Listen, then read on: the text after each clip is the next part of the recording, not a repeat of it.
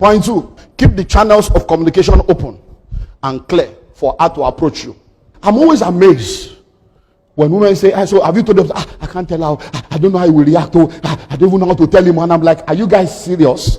You mean there still marriages like that in the 21st century where a woman cannot be honest with the wife, with the husband? If you are sitting down here right now and your wife is afraid of talking to you, your wife is afraid of being honest to you, your wife is afraid of being open to you, your wife has to tremble in order to discuss the affairs of that family with you, something is wrong with you, sir. Something is wrong with you, sir. And let me tell you something, you will suffer. Let me tell you, will suffer. Because the greatest thing you can do in your life is to love your wife. I have said it, I will repeat. Men don't do amugo. Men don't do amugo. So all this girigaga, you will suffer. Because an African woman has a resilience, especially when children are involved. She will stay in that marriage and endure all the nonsense you are giving to her because of the children. But as those children use your money to graduate, your money, you send them to the best school with your money, but you are insulting their mother. When they why do you think Mother's Day is more popular than Father's Day? Why do you think people love their mother more than their father? It is the man that pays house rent. It is the man that pays school fees. It is the man that, but the woman is the one that gives them breast. So everything, they were in her womb. They were not in your womb. They came out of her. They didn't come out of you. All you did was sow a seed and walk away. Antenatal, you did not go. Labor room, you were not there. When they are going to school, PTA, you refuse to go. School run, you refuse to go. Do homework, you refuse to do. Home by law. See your life. See your life. And then the children you labored over will not say, I love my mommy more than my daddy. When it's time to discipline them, the woman will not discipline them. I will report to your daddy. Your daddy will soon come. Now you be disciplined. So they are setting you up for shame.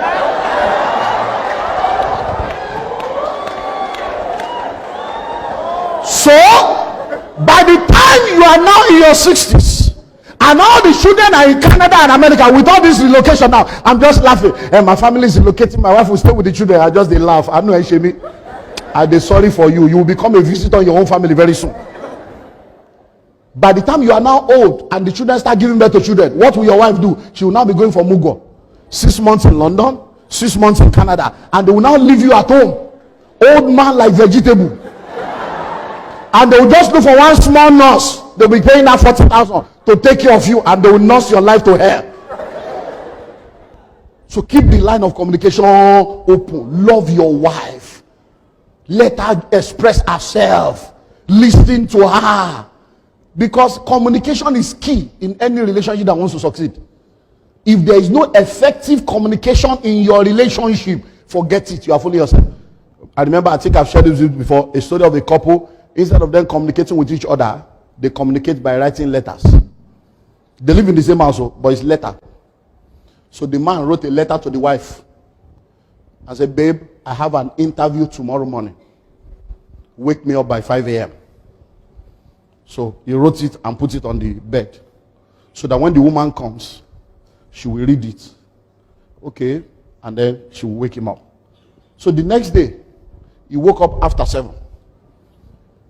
And he was angry.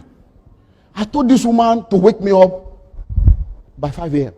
By the time he woke up, he was angry, and then he saw a paper by the side of the bed. It's 5 a.m. Wake up. It's 5 a.m. Wake up. That's what I'm telling you.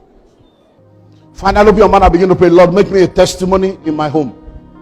Let my wife testify of me. Let my husband testify of me. Make me a testimony. When my wife remembers that she's married to me, let her break forth in worship.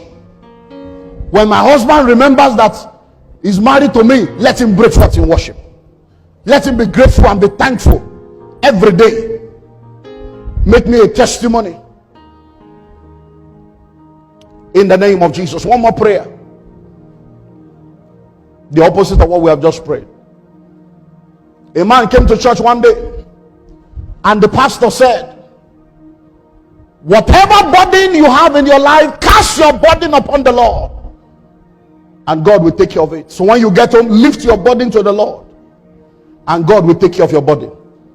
And when the man got home, he lifted up his wife, and the wife was thinking it was an act of love. He said, why are you lifting me up? He said, pastor said we should lift up our burden to the Lord. You are a burden in my life. I'm lifting you up to the Lord. You are going to pray, Lord, I refuse to be a burden in my life. Every relationship in my life, I refuse to be a burden. Open your mouth and pray. In 2020, I will not be a burden to my husband. I will not be a burden to my wife. I will not be a burden to my fiancé. I will not be a burden to my fiancé. I will not be a burden to my parents. I will not be a burden to my children. I refuse to be a burden.